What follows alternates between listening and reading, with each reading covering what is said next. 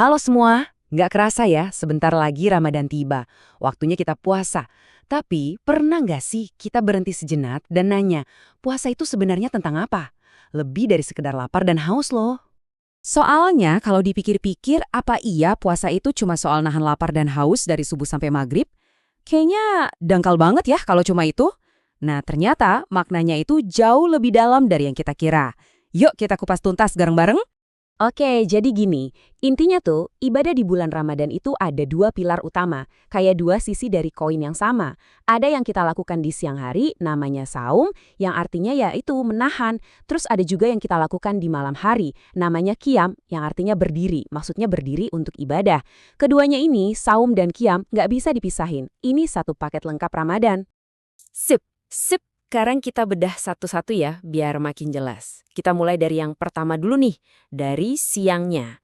Saum, alias esensi dari menahan diri. Jadi, saum itu anggap aja kayak bootcamp spiritual selama sebulan. Latihannya apa? Latihan nahan diri. Dan bukan cuma nahan makan minum loh, tapi nahan diri dari semua yang dilarang. Tujuannya, biar kita lulus dari Ramadan ini jadi pribadi yang lebih bisa mengendalikan diri.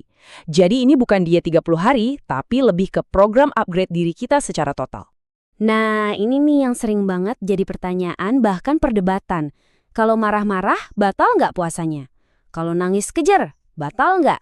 Jawabannya, teman-teman, ternyata nggak. Secara aturan, yang membatalkan puasa itu halal fisik, kayak makan dan minum. Emosi negatif kayak marah atau sedih, itu emang ya bisa menggerus pahala puasa kita. Tapi puasanya sendiri tetap sah. Jadi beda ya antara batal dan berkurang pahalanya. Oke, urusan siang hari udah clear ya. Sekarang kita pindah ke sisi koin yang satunya, malam hari. Kita bahas soal qiyam. Dan ternyata bagian malam ini juga nggak kalah seru, banyak mitos dan makna yang perlu kita luruskan. Hayo, siapa yang sering dengar kalimat ini? Tidurnya orang puasa itu ibadah. Wah, ini kayaknya jadi jurus andalan buat rebahan seharian ya kan? Tapi beneran nggak sih anjurannya begitu? Jawabannya singkat, padat, dan jelas. Kalimat itu bukan hadis. Yep, bukan. Tapi tunggu dulu. Bukan berarti tidur itu salah ya. Tidur bisa banget jadi ibadah, tapi ada syaratnya. Kuncinya itu di niat. Kalau kita niat tidur siang buat ngumpulin tenaga, biar nanti malam bisa tarawih, bisa tahajud, nah itu baru jadi ibadah. Tapi kalau niatnya cuma buat ngeskip waktu, biar cepet maghrib, buat lari dari tanggung jawab, wah itu beda cerita. Sayang banget kan waktu berharganya jadi kebuang. Oke, mitos lain yang nggak kalah populernya, dan ini pasti muncul tiap tahun di iklan-iklan, berbukalah dengan yang manis. Siapa sangka, ternyata itu adalah slogan iklan.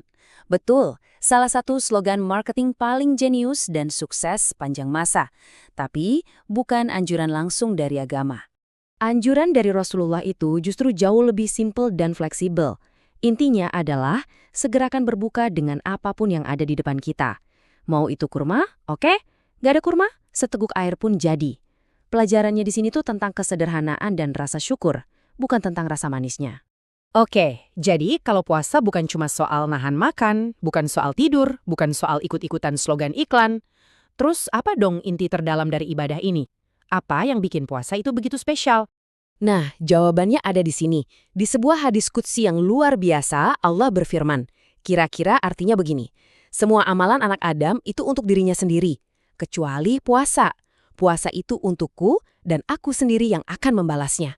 Wow, coba direnungin. Dari semua ibadah, puasa itu disebut secara khusus langsung buat Allah. Dan quote dari Panji Pragiwaksono ini mengena banget buat ngejelasinnya. Coba pikirin deh, pas kita lagi sendirian di kamar, panas, haus banget, ada segelas air dingin di meja. Nggak ada siapa-siapa yang lihat. Apa yang bikin kita nggak minum? Ya kan? Jawabannya cuma satu, karena kita tahu Allah Maha Melihat. Itulah esensinya. Makanya puasa itu disebut ibadah yang paling privat, paling rahasia. Kalau kita sholat, orang bisa lihat. Kita sedekah, orang bisa tahu.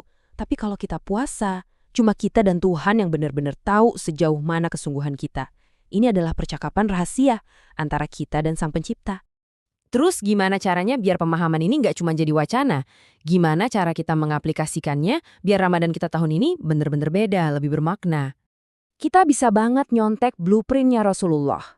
Di bulan Ramadan, beliau itu justru makin ngegas dalam 4 hal ini. Makin dermawan, makin intens belajar dan mengajarkan Al-Quran, selalu berusaha menegakkan keadilan, dan yang gak kalah penting, meluangkan waktu lebih banyak untuk keluarga. Inilah cara mengisi puasa kita biar gak cuma kosong. Jadi, ini mungkin bisa jadi kerangka berpikir baru buat kita. Kalau di 11 bulan lainnya kita sibuk berusaha untuk mengenal Tuhan, mungkin di bulan Ramadan ini misinya kita balik.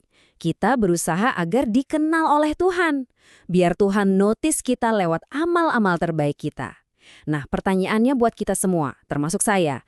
Ramadan tahun ini, lewat cara apa kita mau dikenal sama Tuhan?